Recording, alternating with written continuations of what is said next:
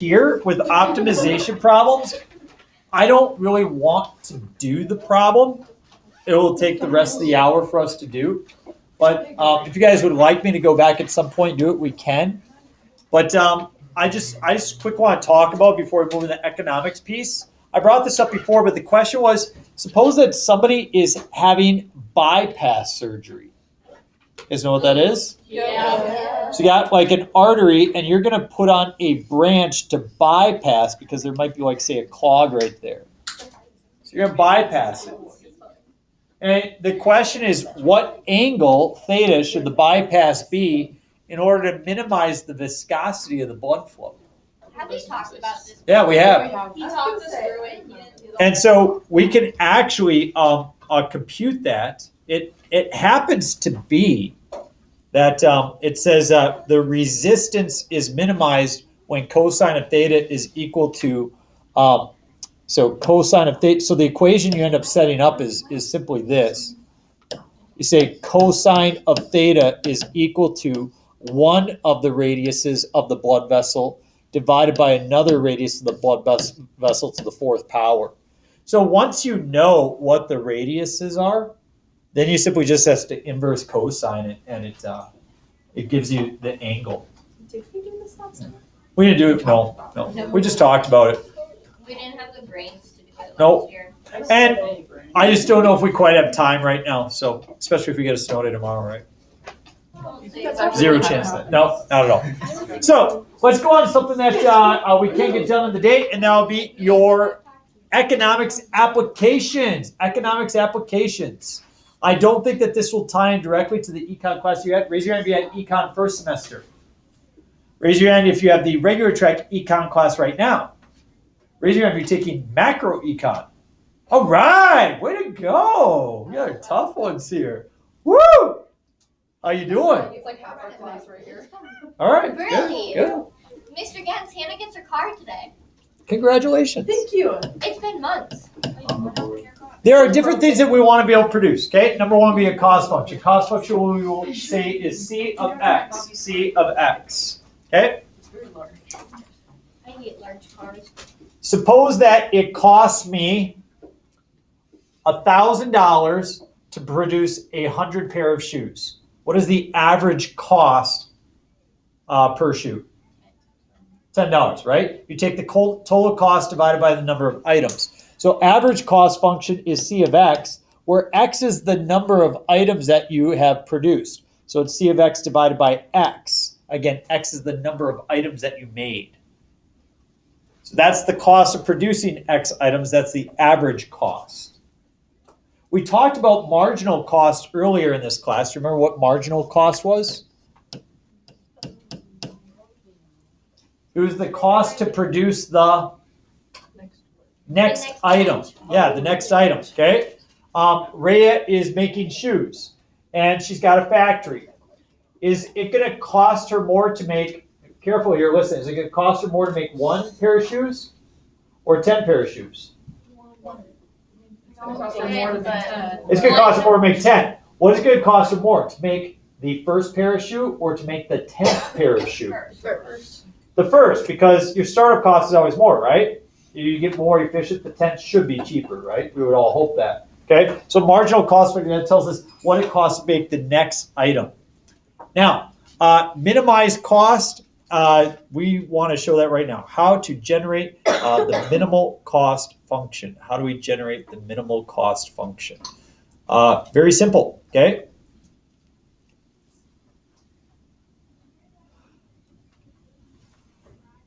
Oh.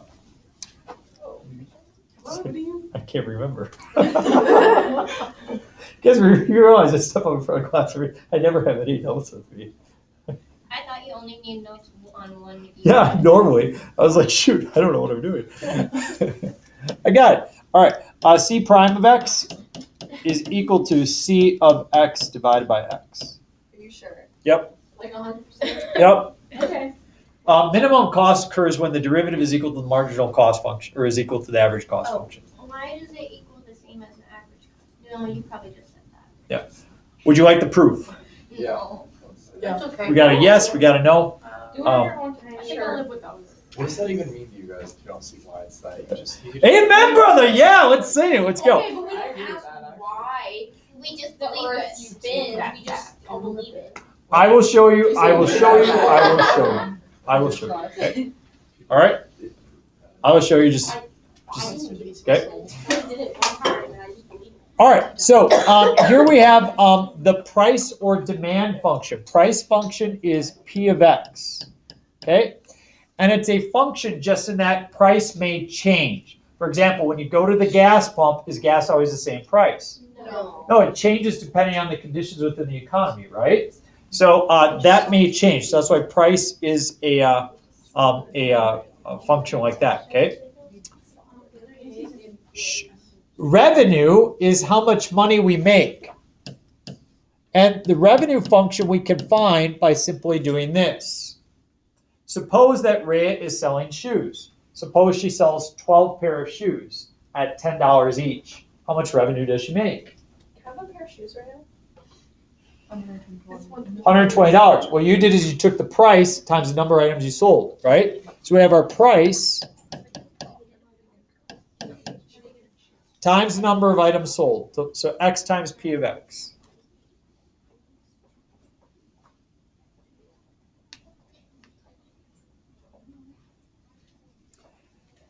Now we are going to do the marginal revenue function. That is simply R prime of X.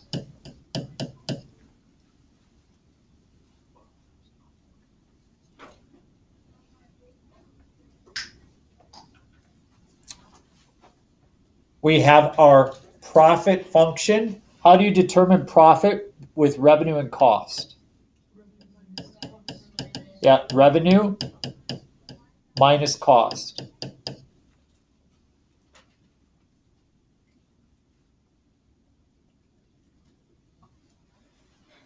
So therefore, the marginal profit function would be P prime of X is equal to R prime of X minus C prime of X. Why do you switch between capital and lowercase? I'm sorry. They're really interchangeable. So what I would like to do in this space here is I would like to prove to you how we get maximum profit. Okay? So P of X can mean price like or profit? Or So I would say capital P will be profit, whereas price will be small p. That's what I just asked. I didn't connect that. I'm stupid today. I'm sorry, Emma. I'm going to try to do a better job for you tomorrow. I thought you were referring to the C's. I'm sorry. No, the C's look the same no matter what. So profit function is equal to our revenue function minus our cost function. Everybody agreed? Yeah. If you're a company, would you like to maximize your profit? Yes. Sounds like a good idea. Let's apply it to what we've already learned. How do we go about maximizing things? Take the derivative and set equals 0. So watch how we come up with a nice formula here. We take the derivative and we get P prime of X. And that's going to be equal to R prime of X minus C prime of X. And you guys told me don't just take the derivative, but set it equal to? 0. So we have 0 is equal to R prime of X minus C prime of X. What is a nice kind of equation I can come up with from that? Everybody see a nice equation that comes out of that? C prime of X is equal to Yeah, when the marginal cost function is equal to the marginal revenue function, we have maximized our profit.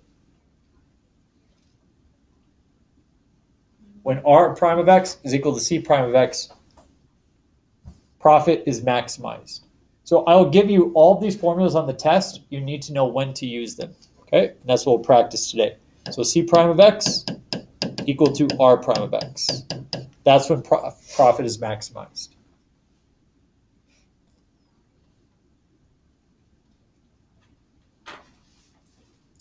So let us go back and quick look at, because that was a pretty simple proof, wasn't it?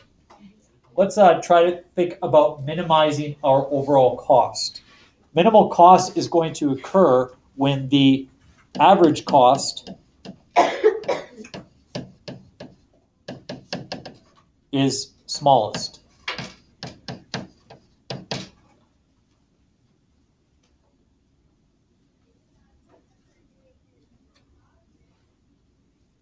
Everybody agree?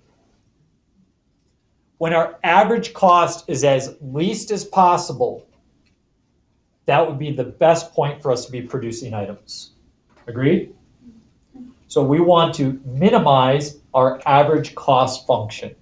In order to minimize our average cost function, we're going to take our average cost function, which is this. We will take the derivative and set it equal to 0.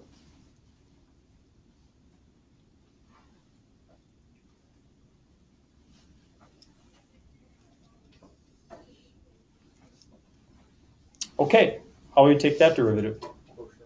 Quotient rule. What's the derivative of the top? C prime of x times x minus, what is the derivative of x? 1 minus c of x. And that's equal to 0, and it's, as you said, all over what? X squared. X squared.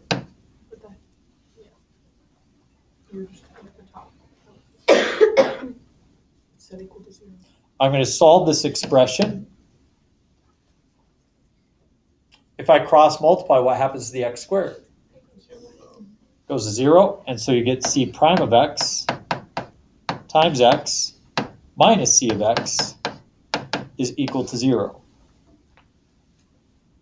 Like in the last problem, we want to come up with a nice looking equation, and we sure can do that. If I simply just add the c of x over to the other side, I get c prime of x times x is equal to c of x. And if we divide both sides by x, we get c prime of x is equal to c of x divided by x. So as we said, when the marginal cost function is equal to the average cost function, that is when our cost is minimized. And there's 2 basic proofs for you. I can't believe I forgot that right away. How dare I? You guys should get a new teacher. So we're just going to do this and you'll be done for the day. So as you go into college, anybody think about studying business or economics? I'm going to study business or economics. Very good. So they have 2 different types of courses for econ majors. They have calculus-based economics. They have non-calculus-based economics. Okay, which one would you guys be taking? Yeah, you guys are taking the calc-based one, right? And my daughter stopped at college taking the physics class. There's like 3 types of physics class. You do the algebra-based physics class, the trigonometry-based physics class, or the calculus-based physics class. Which one should you do? The calculus-based physics class, right? Yeah. So a lot of people find those others rather challenging. Sir? Other than the math, the type of math used, what's the difference between each? Like for the econ difference between non-calculus and calculus? I wish I could tell you that, but I've never taken an econ class in my life. So all I can tell you is that without a doubt, I always say there's 2 types of econ majors, those who can take calculus and those who can't. You want to be the second one, not the first one. So that's just my experience. No, you said that. Okay. All right, let's try again. There's 2 types of econ majors, those who can't take calculus and those who can. You want to be the latter. Don't you have to take calculus to get that degree? At least at Riverland, it's one of the prerequisites to move on to the further econ class. So let's just say that there's a lot of colleges that you take in order to satisfy the calc credit. They have a soft calc. Yeah, it's kind of a watered down version. They're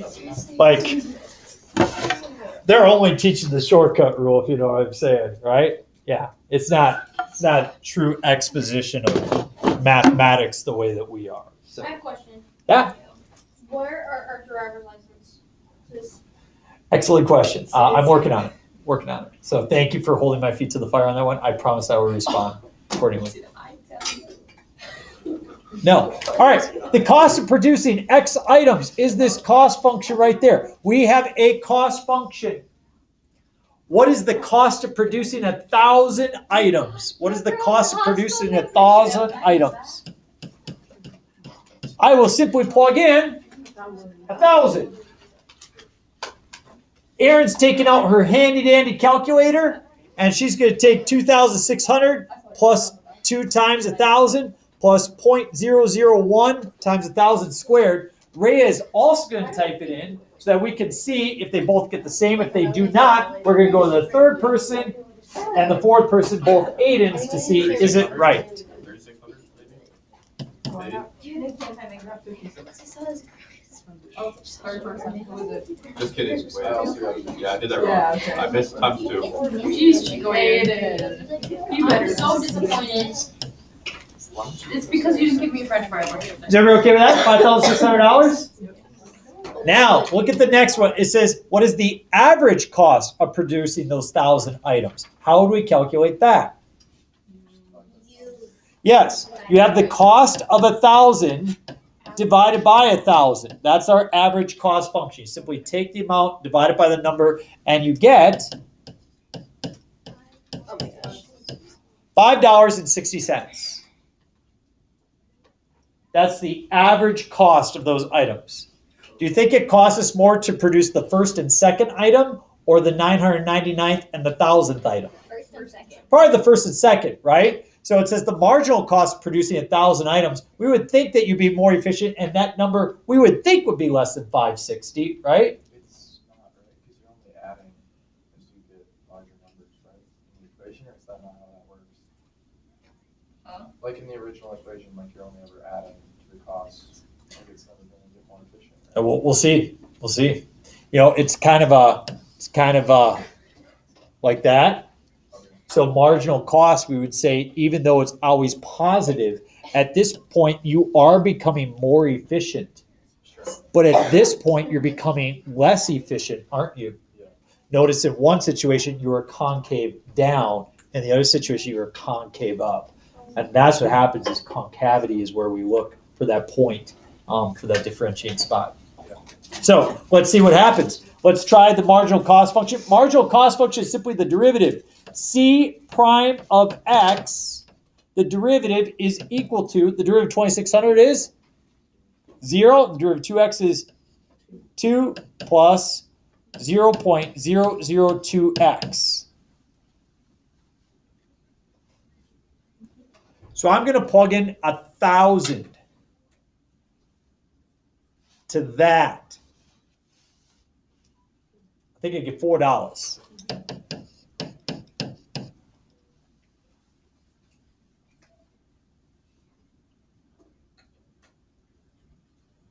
Any question? Finally, for this last part of the problem, we're talking about cost here. We'll talk about profit in the next one. The production level that will minimize the average cost. If we are trying to minimize the average cost, what we do is we take the marginal cost function and we set it equal to the average cost function. That process we want to set up. So I have the marginal cost function is 2 plus 0.002x. I'll write that over 1 since I have a fraction here. Is equal to 2,600. Can you help me out? Is this plus 2x? Plus 0.001x squared. And that's over x. Agreed? Okay. As I cross multiply, I get a 2x plus 0.002x squared is equal to 2,600 plus 2x plus 0.001x squared.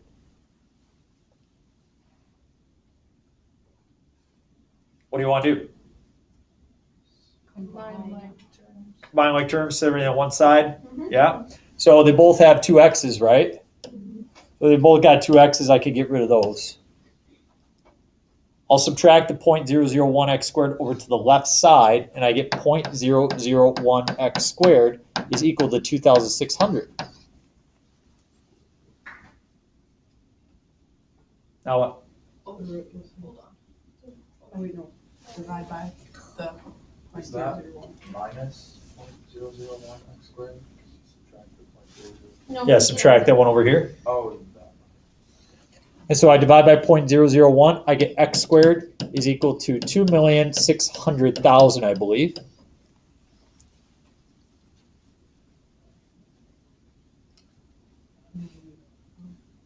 I'm going to square root that. What do we get? 1,612. Now, just to be clear, is that dollars or is that items produced? Notice what it says. It says the production level. So we're entering a number of items that we should produce in order to minimize the average cost. So 1,612 items. That's what you want to produce. Anybody suggest a reason why, if you start producing more than that, the cost might increase?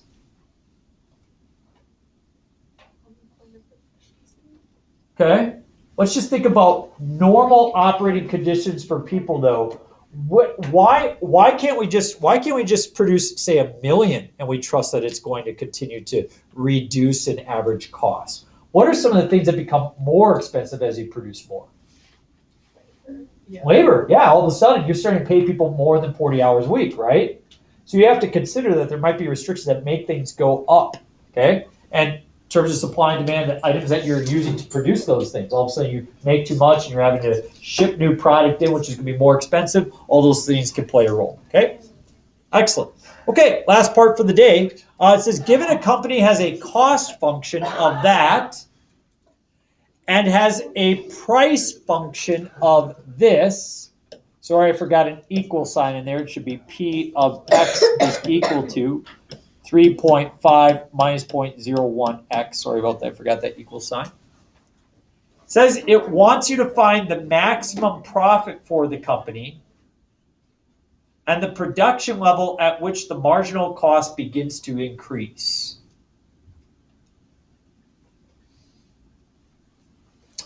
We're going to do A and we're going to do B.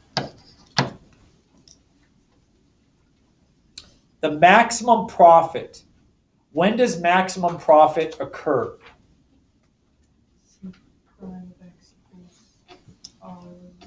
Yeah, when R prime of X is equal to C prime of X. That's when that occurs. Is everybody okay there? Now I know what C of X is, don't I?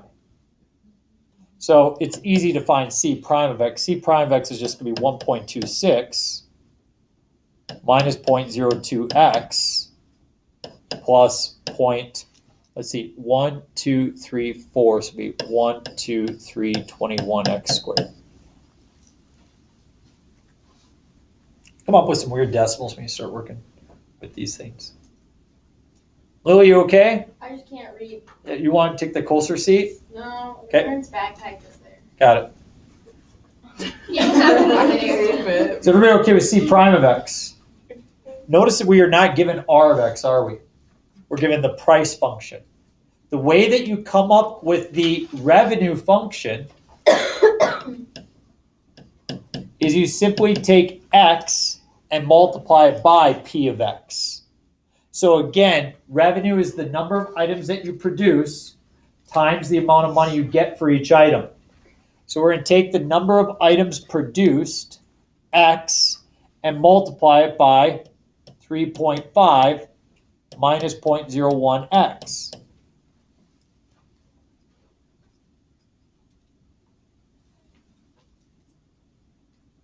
Everybody okay with that being my revenue function? So in other words, I get 3.5x minus 0.01x squared. So now that I've produced a revenue function, I would like to produce the marginal revenue function, which is simply the derivative. I take the derivative, I get 3.5 minus 0.02x. You okay? Yeah. I'm just trying to drop in drugs over here. Okay. Don't worry. That didn't just end up on YouTube, that's fine. It's okay, they didn't pick up your voice. What do you notice happens? Yeah, they did.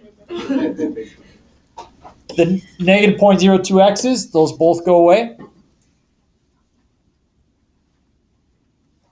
I'll subtract the 1.26 over, because somebody take 3.5 minus 1.26. 7.4. No, wait. 1.2. I don't know, do this one. Maybe put it in your 2.24. calculator that's in your hand. Yeah, I don't want to do that.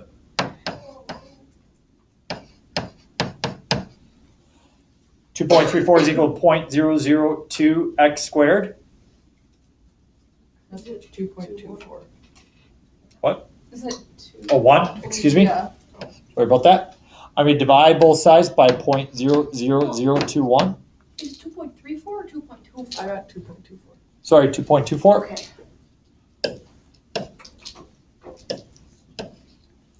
Divide both sides by 0.00021. 2.24 divided by 0.00021.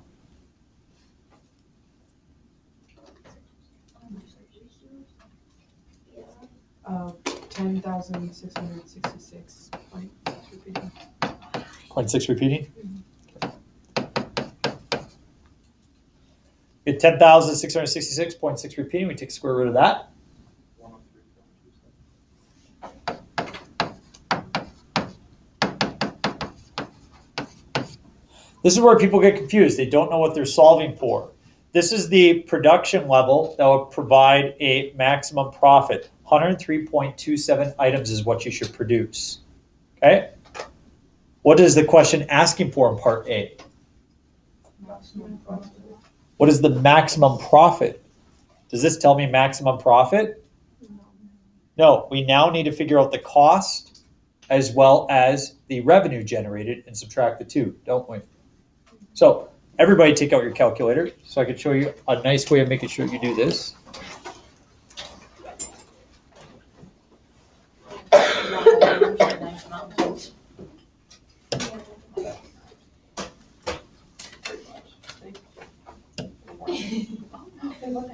Mine always does that. Then I'll turn it on, it'll be red and blinking, and then I'll turn it on again, and it'll be My bag. So what I like to do is I like to enter both of these into my calculator. Okay. And we had a revenue function, and that revenue function, if you guys could help me, I believe it was 3.5x. Is that correct? And then it was a minus 0.01x squared. Great. So that's our revenue function. My cost function they give to us, and that cost function was none other than 84 plus 1.26 x squared, or just x,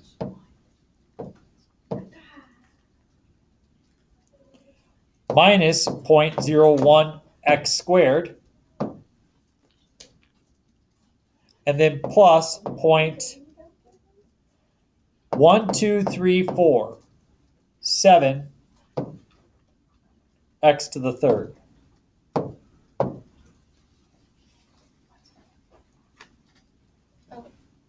Oh, because you're a Everybody okay with these? So if you just go to your table at this point, how many items are we producing? 103.7? 0.27. We probably can only produce a discrete number of items, so it's probably just 102, not 103.27. For the sake of math, we'll carry on the 103.27. I won't be that critical in your result, but if your AP macro exam your AP macro test is not calculus based, but you're fine. So anyway, as you look here, you get, for the Y1 value, you get 254.79, and for the Y2 value, you get 184.56. So how would you come up with your final answer? That's the revenue, that's the cost. So what would you do to get the profit? Yeah, just subtract those two. Okay? And that's it. You can actually probably do it right in this cell right here, 254.8 minus 184.57. And we get 196, or 70.23, excuse me, 70.23. Okay.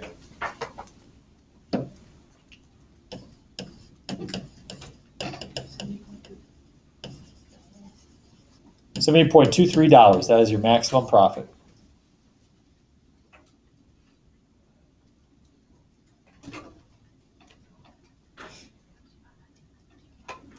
So that's the most complicated piece that you're being asked to do today. The second piece is actually really quite simple. We've already talked about it. It says find the production level at which the marginal cost function begins to increase. Okay, so if I draw the cost function, can everybody like show me what does that thing look like? Yeah, so everybody agree it looks something like that. Okay, and right now, as you look at that tangent line, that represents the marginal cost function. Okay. Would it be better for me to stop producing items at this time, or should I keep on producing more items? I should keep on producing more items, right? Because it's better for me to produce items at that spot, isn't it? But should I keep producing items at that time? Absolutely not, right? You want that marginal cost function to be as low as possible. Everybody see that? You tell me when I get to that spot. You tell me when I get to that spot on the graph. Who's my volunteer? Okay, Anna, you tell me when I get to that spot on the graph. There. Everybody agree that that's about a good spot? And what do we call that spot on this graph? Inflection. The point of inflection. So when you change from concave down to concave up, that's where the marginal cost function is at the best spot. And for other problems, that's also the point where the slope would be the greatest, always. Yes, the slope would be in this situation the least, Sure. depending on the shape of the graph that you're looking at. It's always the. Yep. Yeah. So that's what we're doing. That it's the same type of application there. Well, this is not difficult to do at all because what derivative do you find to find the inflection point? The second derivative, right? We already have the first derivative, okay? We can see that the first derivative is 1.26 minus 0.02x plus 0.12321x squared. That's the first derivative. So we want to find the second derivative. And the second derivative is just negative 0.02 plus 0.00042x. That's the second derivative. We simply look at where that's equal to 0. That will tell us our point of inflection. So as we add the negative 0.02 over, we get positive 0.02 equal to 0.00042x. Divide both sides by 0.00042. And what is it? 47? 47.61 items. So notice it says that at 103 items, that's when your maximum profit occurs. However, this is a fair warning. It's like, hey, but just realize, like, after you hit 47, like, you know, your cost is actually starting to go back up a little bit. You know what I mean? So you can make some educated decisions within your business about what you want to do. So anyway, that's the only econ application you have for this year, other than what we started out with. This is not on the AP exam. It's like the one thing we teach during year is not. I choose to cover it so that you guys can maybe see something you might see AP moving forward. Tomorrow is absolutely no work. It's just super fun. We get to do Newton's method, and there's nothing better than Newton's method. It's just it's the prettiest thing ever. You're gonna love it. So anyway, you guys are set to do your applications. It really is not too tough. They should go pretty quick. You should find the assignment pretty forgiving all the way through. Did anybody try either one of the challenge problems from our optimization? Do you want us to do the front and back applications? Yeah, yep. Nobody tried the challenge problems? Hannah, did you not try one of the challenge problems over Brave? Okay.